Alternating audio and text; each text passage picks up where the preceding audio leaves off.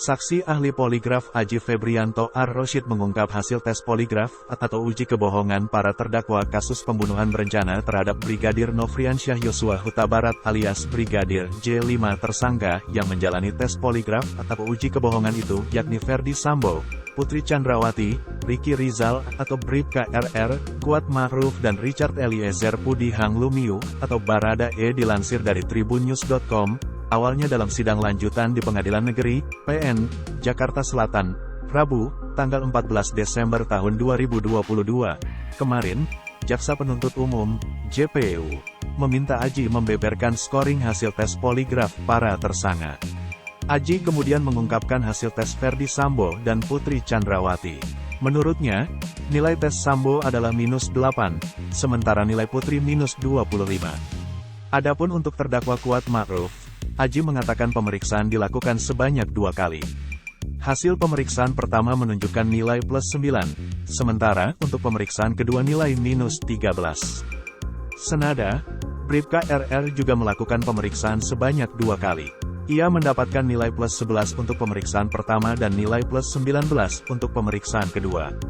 Untuk terdakwa Richard +13 dilakukan 1 kali, kata Aji. Jaksa kemudian meminta penjelasan terkait skor tersebut.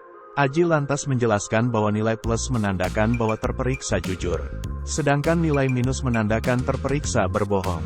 Dalam catatannya, Aji menyebut Sambo dan Putri terindikasi bohong.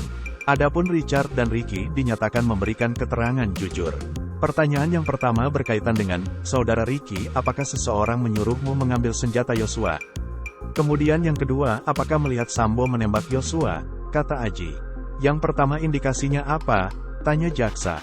Jujur, jawab Aji. Kalau misalnya yang kedua, tanya jaksa lagi. Jujur, jawab Aji.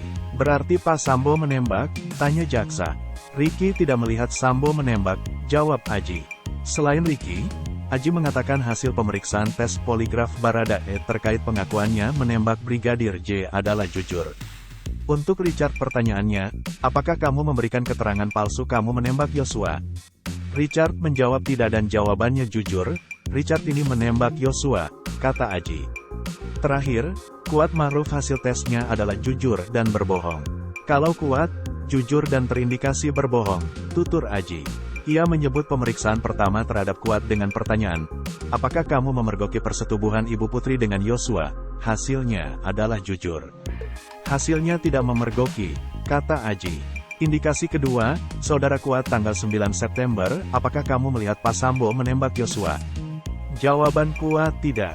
Indikasi berbohong, sambungnya. Adi menyebut tingkat akurasi tes poligraf yang dilakukan terhadap 5 terdakwa sebesar 93%. Dari 93% tingkat akurasi tes kebohongan, tim penasihat hukum Kuat menyinggung 7% yang tidak akurat. Ia lantas bertanya faktor apa saja yang menyebabkan hal tersebut bisa terjadi.